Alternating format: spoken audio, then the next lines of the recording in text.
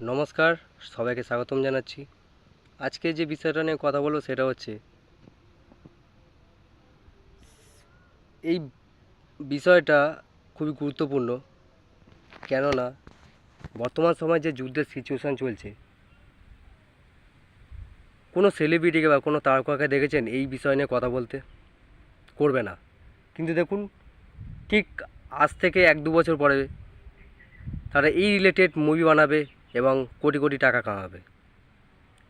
কিন্তু তারা এখন বর্তমান সময়ে নিজেদের কোনো মেসেজ তা দিতে চায় না বা চাইছে না।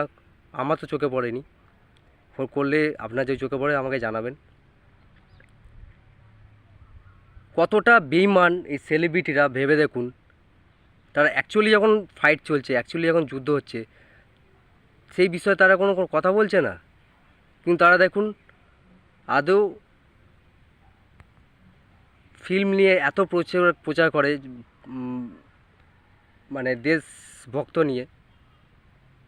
তারা এই সময়টা কোনো কিছু তাদের আগ্রহ নেই, তা চুপচাপ বসে আছে এবং চার দেওয়ালের মধ্যে ঘরের মধ্যে বসে চুপচাপ সব কিছু দেখছে, কিন্তু তাদের কোনো প্রতিক্রিয়া থাকছে না। আপনি একটা কথা ভাবুন, আপনি আজ অবধি যাদেরকে আইডিয়াল মেনে আছেন, সে বিনোদন জগতে হোক অথবা খেলার জগতে হোক, টপে যে রয়েছে তারা যদি জন্ম না নিত, তাহলে কি এই ভারতবর্ষে কিছু যায় আসতো বা এই পৃথিবীর কিছু যায় আসতো? কিচ্ছু যায় আসতো না। তারা যদি নাও জন্মাতো, তাতে কোনো মানুষের কোনো ক্ষতি হতো না। বরঞ্চ তারা জন্মানোতে তাদের এই কাজকর্মের জন্যে প্রচুর যুবক যুবতীর জীবন নষ্ট হয়ে গেছে।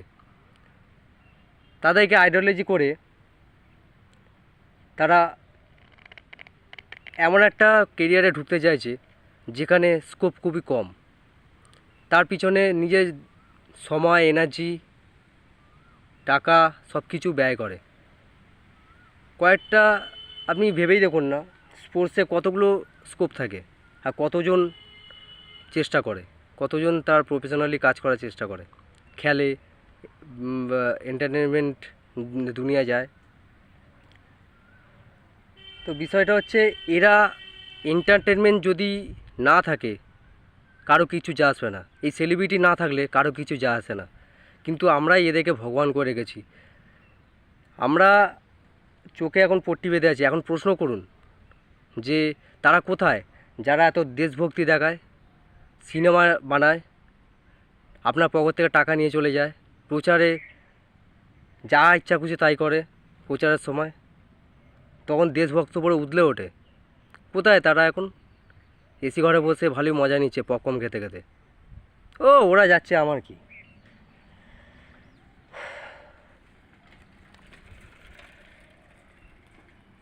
তো একবার তাদের কথাটা ভাবুন, যারা বর্ডারে লড়াই করছে, যারা সৈনিক রয়েছে, মিলিটারি রয়েছে, তাদের যে ফ্যামিলি মেম্বার যাদের রয়েছে তাদের কী অবস্থা, যারা যুদ্ধের এলাকার বা আশেপাশে রয়েছে তাদের কী অবস্থা। কিন্তু এই সাধারণ মানুষ বা সেলিব্রিটিরা দেখুন ঘরে বসে ভালোই মজা নিচ্ছে। সাধারণ মানুষের কথা বলবো না, সেলিব্রিটিরা তো ভাবছে ওদের যাচ্ছে তো আমার কি, তাই না? এরকম একটা ব্যাপার। কিন্তু দোষটা ওদের দেবো না, কেননা আমরা তো তাদেরকে ভগবান করে রাখি। আমরা তো তাদেরকে টাকা, তাদের সিনেমা দেখি, খেলা দেখি আমাদের নিজেদের পকেট থেকেই। আমি খেলা, রাজনীতি আর লোকের পরনিন্দা করা আর টাকা ছাড়া কোনো মানুষকে দেখলাম না অন্য কোনো বিষয় নিয়ে কথা বলতে। তারা পাগল হয়ে যায়। এইগুলো যদি না থাকে, মনে হয় তাদের জীবনে কিছুই নেই, মৃত্যুর সমান হয়ে যায়। খেলাটাকে আমি স্ক্যাম বলে মনে করি। খেলাটা একটা স্ক্যাম। আপনি যদি গভীরভাবে চিন্তা ভাবনা করেন, শান্তভাবে দেখতে পাবেন খেলাটা একটা স্ক্যাম। আপনাদের আমাদের টুপি পরিয়ে টাকা নিয়ে নেওয়া হচ্ছে কোটি কোটি টাকা, শুধু এদিক থেকে ওদিক নিয়ে চলে যায়। এগুলোকে লাত মারুন, সেলিব্রিটিগুলোকে, মহা বজ্জাতেরা যত যে কটা আছে সব কটা সেলিব্রিটি বজ্জাত বেইমান, তাদের কোনো অকাত নেই, ধুলোর সমান মাটি, তারা মাটি। আপনি যদি চিন্তা অ্যাকচুয়ালি তারা মাটি, তাদের কোনো অকাত নেই। আমরা সবাই মাটি, কিন্তু কিন্তু আমাদের নিজেরাই এমনভাবে নিজেদেরকে দেখাই যে আমরা কত কী। যখন থেকে আপনি ভাবতে শুরু করবেন যে আমরা সবাই মাটি, তখন থেকে আপনার অ্যাকচুয়ালি উন্নতি শুরু হবে। এদেরকে ভাও দেওয়া কম করুন। সেলিব্রিটিদের যত ভাও দেবেন তত এরা মাথা চড়ে বসবে। আমি জানি কয়েকদিন এরকম চলবে, আবার 1-2 বছর পরে বা কয়েকদিন পরে আবার এদের এখানে মাতামাতি শুরু হবে। এদের সিনেমা দেখতে হবে, এদের খেলা দেখতে হবে, এদেরকে আইডিওলজি করতে হবে, এসব চলতে থাকবে। এগুলো টেম্পোরারি।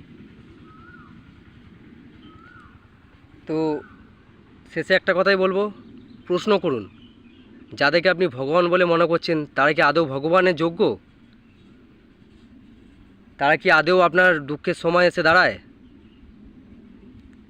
বা যখন একটা ক্রিটিক্যাল পরিস্থিতি চলছে ভারতবর্ষে বা দেশের মধ্যে, তখন কোথায় এরা? প্রশ্ন করুন। আমি কোনো বায়াসনেসের দিকে যাচ্ছি না, এরা ভালো এরা খারাপ আমি সেদিকে যাচ্ছি না। আমি বলতে চাইছি প্রশ্ন করুন। এই প্রশ্নগুলো মাথায় খেলছিল, শেয়ার করলাম আপনাদের সাথে। এবার আপনাদের ব্যাপারে আপনারা কী করবেন। সবাই ভালো থাকবেন। ধন্যবাদ।